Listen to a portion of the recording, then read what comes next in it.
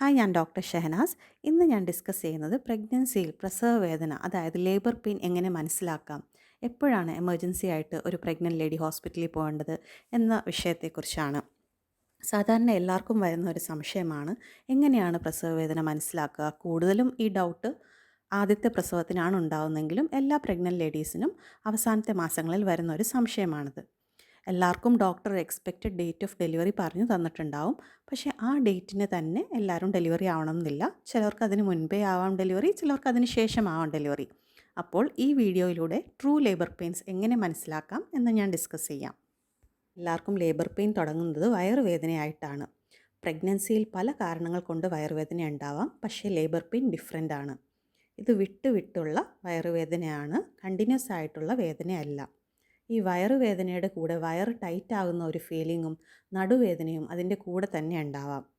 ആദ്യം ഒരു 20 സെക്കൻഡ് ആയിരിക്കും വയറ് ടൈറ്റ് ആവുന്നതും വേദന തോന്നുന്നതും. പിന്നെ അതിൻ്റെ ഇൻറ്റൻസിറ്റി കൂടി വരാം. 20 സെക്കൻഡ്, 25 സെക്കൻഡ്, 30 സെക്കൻഡ്സ്, അങ്ങനെ അതിൻ്റെ ഇൻറ്റൻസിറ്റി കൂടി വരാം. അപ്പോൾ ഒരു പ്രഗ്നൻറ്റ് ലേഡി മനസ്സിലാക്കണം, അത് ലേബർ പെയിൻ്റെ സ്റ്റാർട്ടിങ് ആവാം. കിടന്നിട്ടും റെസ്റ്റ് എടുത്തിട്ടും മാറുന്നില്ലെങ്കിൽ തീർച്ചയായും അത് ഹോസ്പിറ്റലിൽ പോകേണ്ട ഒരു കണ്ടീഷൻ തന്നെയാണ്. അടുത്ത ഒരു സിംറ്റമാണ് പെയിൻ വരാതെ വാട്ടർ ബ്രേക്ക് ഉണ്ടാവാം. വജനയിൽ കൂടെ യൂറിൻ പോലെയുള്ള ഫ്ലൂയിഡ് കണ്ടിന്യൂസ് ആയിട്ട് പോകുന്ന ഒരു കണ്ടീഷനാണ് വാട്ടർ ബ്രേക്ക് ആവുന്ന കണ്ടീഷൻ എന്ന് പറയുന്നത്. വാട്ടർ ബ്രേക്ക് ആയാൽ ഉടനെ തന്നെ ഹോസ്പിറ്റലിൽ പോകണം. കാരണം സമയം വൈകിയാൽ ഈ വെള്ളം ലീക്ക് ആവുന്നതോടെ തന്നെ കുഞ്ഞിലേക്ക് ഇൻഫെക്ഷൻ വരാനുള്ള സാധ്യതയുണ്ട്. ലേബർ പെയിൻ്റെ വേറെ ഒരു സിംറ്റമാണ് വജൈനൽ ബ്ലീഡിങ്. ഫ്രഷ് ബ്ലീഡിങ്, അതായത് വേദനയോടുള്ള ബ്ലീഡിങ് ആവാം, വേദനയില്ലാതെയും വജൈനൽ ബ്ലീഡിങ് ഉണ്ടാവാം. ബ്ലീഡിങ് എപ്പോൾ കണ്ടാലും പ്രഗ്നൻസിയിൽ അത്യാവശ്യമായി ഹോസ്പിറ്റലിൽ പോകേണ്ട ഒരു കണ്ടീഷനാണ്. അത് പ്ലാസൻ്റ വിട്ടു പോകുന്നതുകൊണ്ടുള്ള ബ്ലീഡിങ് ആണെങ്കിൽ ശക്തമായ വയറുവേദന ഉണ്ടാവാം. പ്ലാസൻ്റ പ്രീവിയ, അതായത് മറുപിള്ള യൂട്രസിൻ്റെ താഴെയുള്ള സെഗ്മെൻറ്റിൽ വളരുന്ന കണ്ടീഷനാണെങ്കിൽ പെയിൻലെസ് ആയിട്ടുള്ള ബ്ലീഡിംഗ് ആയിരിക്കും സാധാരണ വരുന്നത്. പ്രസവ വേദനയുടെ സ്റ്റാർട്ടിങ് ചിലർക്ക് വജൈനൽ ബ്ലീഡിംഗ് ആയിട്ടും വരാം. അതിനാൽ പ്രഗ്നൻസിയിൽ എപ്പോഴെങ്കിലും നിങ്ങൾക്കൊരു ബ്ലീഡിംഗ് കാണുവാണെങ്കിൽ ഉടനെ തന്നെ ഹോസ്പിറ്റലിൽ പോവുക.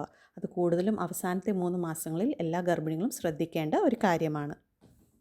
ഈ പറഞ്ഞ ലക്ഷണങ്ങളെല്ലാം, അതായത് വിട്ടുള്ള വയറുവേദന, വാട്ടർ ലോസ് ആവുക, വജൈനൽ ബ്ലീഡിംഗ്, വേദനയോട് കൂടിയുള്ള ബ്ലീഡിംഗ്, അതോ വേദനയില്ലാത്തതോ ആയ ബ്ലീഡിംഗ്, ഇതിലേതെങ്കിലും ഒരു ലക്ഷണം കണ്ടാൽ നിങ്ങൾ ഉടനെ ഡോക്ടറെ സമീപിക്കുകയും വേണ്ട ടെസ്റ്റുകൾ ചെയ്യുകയും ചെയ്യുക.